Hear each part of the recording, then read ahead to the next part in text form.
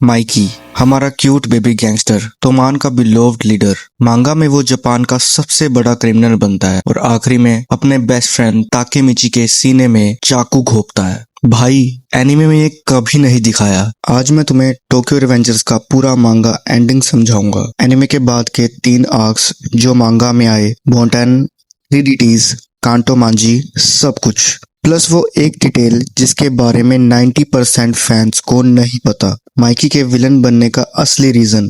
टेंजिकु हार गया, Christmas showdown जीत लिया गया, सब खुश। लेकिन मांगा में वाकुई ने एक और आर्क ऐड कर दिया, इसका नाम बोंटेन आर्क। ताकेमिची प्रेजेंट में वापस जाता है। साल है 2017। सब दोस्त कैसे हैं चेक करता है और उसमें एक बंदा मिसिंग है, माइकी। 12 साल से किसी ने उसे नहीं देखा, फोन उठाता नहीं, एड्रेस किसी को पता नहीं, बिल्कुल गायब। माइकी ने एक क्रिमिनल ऑर्गेनाइजेशन बनाया है, इसका नाम बोंटेन। और ये कोई छोटा मोटा गैंग नहीं है भाई, ये जापान की नंबर 1 क्रिमिनल गैंग है। ड्रग्स, प्रोस्टिट्यूशन, मर्डर, फ्रॉड, सब कुछ ये लोग करते हैं और माइकी इस सब का बॉस है। और अंडर बॉस सैंजू, नंबर 3 काकुचू और सारे बाकी विलन्स, हैतानी ब्रदर्स, ताकेओमी, सब माइकी के साथ। अब सवाल ये है, हमारा क्यूट माइकी जो अपने दोस्तों के लिए अपनी जान देता था, वो कैसे यहाँ तक पहुंच गया? सरफेस पे 3 रीजंस हैं। पहला, शिनिचिरो मर गया, माइकी का ओल्डर ब्रदर, उसका आइडल। दूसरा, एमा मर गई, माइकी की सिस्टर। और तीसरा, बाजी, इजाना और सारे क्लोज पीपल मर गए। माइकी ने एक डिसीजन लिया, अपने हाथों से तोमान तोड़ दिया। उसने सोचा मैं इनसे दूर रहूंगा तो शायद ये लोग सेफ रहेंगे। लेकिन यार, ये होल रीजन नहीं था, और ही कुछ था जो मांगा के लास्ट आर्क तक रिवील नहीं हुआ। और जब रिवील हुआ, ये स्टोरी कुछ और ही लेवल पर चली गई थी। इसका नाम है डार्क इम्पल्सेस। मांगा के चैप्टर 274 में ओरिजिन रिवील होता है। ये एक सुपर नेचुरल कर्स है माइकी के अंदर। और कर्स आया कहां से, ये पार्ट तुम कभी नहीं गैस कर पाओगे। शिनिचिरो, माइकी का बड़ा भाई, उसने एक टाइम लीपर ओल्ड मैन को मारा पावर छीनने के लिए। और मारते वक्त ओल्ड मैन ने शिनिचिरो को कर्स दे दिया। कर्स सिंपल था, तुम्हारी फैमिली में जिस इंसान से सबसे ज्यादा प्यार करोगे वो इंसान बर्बाद हो जाएगा। फिर क्या हुआ? बचपन में एक एक्सीडेंट में शिनिचिरो ने पावर यूज की अपने छोटे भाई माइकी को बचाने के लिए, और कर्स माइकी में चला गया। माइकी के अंदर वो डार्क फोर्स पैदा हो गई और जैसे जैसे वो बड़ा हुआ, कर्स स्ट्रॉन्गर होता गया।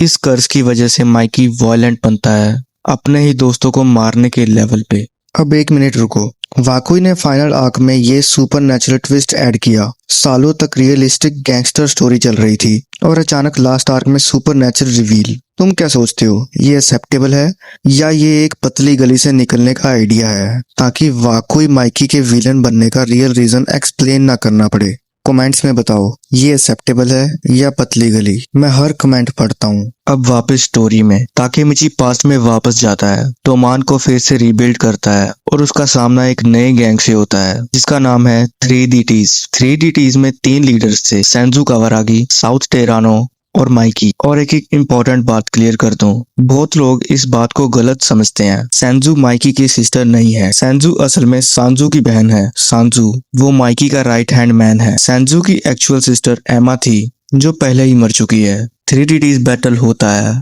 और वो मोमेंट आता है जिसके लिए कुछ फैंस सालों से वेट कर रहे थे। माइकी ने साउथ टेरानो को मार दिया अपने हाथों से, बिना किसी एक्सप्रेशन के, बिना किसी गिल्ट के। ये पहली बार था जब माइकी ने किसी को खुलेआम ओपनली मारा बिना जस्टिफाई किए। और तब फैंस को रियलाइज हुआ, ये माइकी अब वो वाला बेबी गैंगस्टर नहीं है, ये कुछ और ही हो गया है। बैटल में ताकेमिची हार गया, बहुत ही बुरी तरह से। 3DTs के बाद माइकी ने एक और गैंग बनाया, इसका नाम कांटो मांजी। ये तोमान का डायरेक्ट ऑपोजिट था। मिशन पूरा टोक्यो अपने कंट्रोल में लेना। लेकिन फाइनल बैटल से थोड़ा पहले एक सीन आता है जो मांगा का सबसे हैवी मोमेंट है। माइकी सुसाइड अटेम्प्ट करता है, बिल्डिंग की छत से जंप करने की कोशिश करता है और ताकेमिची जो नीचे खड़ा था दौड़ा और माइकी का हाथ पकड़ लिया। ताकेमिची रोते हुए बोला, माइकी भाई, मैं तुझे नहीं मरने दूंगा।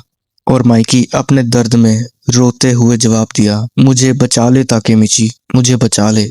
एक ही लाइन, लेकिन ये लाइन वो मोमेंट है जिसके स्क्रीनशॉट्स आज भी ट्विटर पर वायरल होते हैं। ताकेमिची ने टाइम लीप किया जून 6, 2008 में, लेकिन कर्स ने माइकी को फिर से ग्रिप कर लिया। फाइनल बैटल होता है सितंबर 9, 2008, तोमान वर्सेस कांटो मांजी, और इस बैटल के बीच में ताकेमिची और माइकी का 1-on-1 फाइट होता है। ताकेमिची पहले कॉन्फिडेंट था, टाइम लीप पावर से वो माइकी के मूव्स प्रिडिक्ट कर रहा था, डॉज कर रहा था, लेकिन जब माइकी बर्जर्क हो गया, जब डार्क इम्पल्सेस ने उसे पूरी तरह से पकड़ लिया, तब किसी पावर ने काम नहीं किया।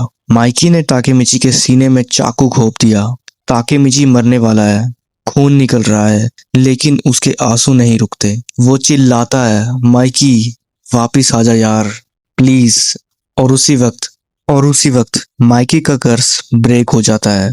पहली बार असली माइकी वापिस आता है और दोनों मिलके लास्ट टाइम लीप करते हैं 1998 तक, अपनी चाइल्डहुड तक। ये था सीरीज का 20th और फाइनल टाइम लीप। 1998 में दोनों बच्चे बनके वापस पहुंचते हैं, सारे इवेंट्स प्रिवेंट करते हैं, सारी डेथ्स, सारी ट्रेजेडीज, और फाइनल टाइमलाइन 11 साल बाद देखो क्या हुआ। ताकेमिची और हिना की शादी होती है। पूरी सीरीज का फाइनल सीन यही है, और बाकी characters, Mikey pro motorcycle racer बन गया। उसकी टीम का नाम है टॉप ऑफ मांजी, नाम का ट्रिब्यूट तोमान को देते हुए।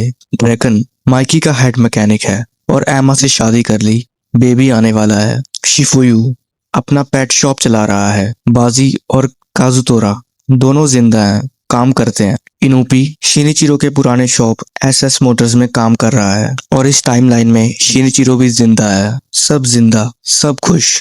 तोमान कभी बना ही नहीं, कोई ट्रेजेडी ही नहीं हुई। अब तुम ये सुन के खुश हो रहे होंगे, लेकिन सच ये है, फैंस ने इस एंडिंग को वाकुई को बहुत गालियां दी। रीजंस क्लियर हैं। पहला, ड्यूज एक्स मैकिना। वाकुई ने 270 प्लस चैप्टर्स तक कैरेक्टर डेवलपमेंट बिल्ड की। बाजी की डेथ, एमा की डेथ, इजाना का रिडेम्पशन आर्क, सब कुछ, और लास्ट 2 चैप्टर्स में सब इरेज कर दिया, सारा इमोशनल वेट गॉन। दूसरा, dark impulsive twist. Most fans को लगा ये एक लेजी सुपरनैचुरल कॉप आउट है। तीसरा, शिफुयू का मेमोरी। फाइनल टाइमलाइन में शिफुयू पूरी टाइमलाइंस याद रखता है, लेकिन ये क्यों है वाकुई ने कभी एक्सप्लेन ही नहीं किया। ये बहुत बड़ा वाला प्लॉट होल है और बहुत फैंस को ये इरिटेट भी करता है। लेकिन एक मिनट, इस एंडिंग को डिफेंड करने वाले फैंस भी हैं और उनके आर्गुमेंट सॉलिड है। पहला, माइकी और ताकेमिची फाइनली पीस में है। पूरे सीरीज का थीम था दोस्तों को बचाओ, हीरो बनो। फाइनल टाइमलाइन उस प्रॉमिस का पे ऑफ है। दूसरा, टोक्यो रिवेंजर्स एक शोनेन स्टोरी है। इसका थीम होपफुल था। बिटर स्वीट सैड एंडिंग इस टोन के अगेंस्ट होता। अब मेरा ऑनेस्ट टेक, ये एंडिंग 6.5 आउट ऑफ 10 है। पेसिंग इसका सबसे बड़ा प्रॉब्लम है। 3DTs और कांटो मांजी, ये दोनों आर्क्स अलग अलग होने चाहिए थे, या फिर 50 चैप्टर्स एक्स्ट्रा देने चाहिए थे। वाकुई के एडिटर्स ने शायद डिज्नी प्लस डील की वजह से रश कर दिया। डार्क इम्पल्सिस, भाई ये बहुत वीक था। माइकी की स्टोरी इनफ इमोशनल रिच थी, बिना सुपरनैचुरल ट्विस्ट के। कर्स ने इसकी इमोशनल ट्रुथ डिल्यूट कर दी। लेकिन हैप्पी एंडिंग, ये मैं डिफेंड करूंगा, ये एक होपफुल एंड डिजर्व करता था। रियलिस्टिक डिस्प्रेसिंग एंडिंग इस सीरीज के स्पिरिट के अगेंस्ट होता। लेकिन ये मेरी ओपिनियन है, तुम्हारी क्या है? टोक्यो रिवेंजर्स का एंडिंग सही था या गलत? कमेंट्स में बताओ। सिर्फ एक वर्ड, गुड या बैड। मैं हर कमेंट पढ़ता हूँ। और एक और बात, मेरा नेक्स्ट वीडियो डीमन स्लेयर का मांगा एंडिंग, टांजीरो का असली अंजाम, नेजिको का फ्यूचर, सारी डेथ्स, अगर तुम चाहते हो मैं वो जल्दी बताऊं, कमेंट्स करो, DS चाहिए। और अगर ये वीडियो तुम्हें पसंद आया तो सब्सक्राइब कर दो। इस चैनल पे हर पॉपुलर एनिमे का असली मांगा एंडिंग हिंदी में कवर करता हूँ। Naruto, JJK, AOT, death note, bleach सब कवर्ड होंगे। और अगर तुम सब्सक्राइब नहीं करते हो तो शायद स्पॉयलर्स ट्विटर पर लग जाएंगे, या तुम अपने फेवरेट कैरेक्टर का रियल एंडिंग कभी नहीं जान पाओगे। सब्सक्राइब कर दो जल्दी, एक क्लिक। मैं हूँ एनिमे अंजाम। नेक्स्ट वीडियो में मिलते हैं। Bye bye.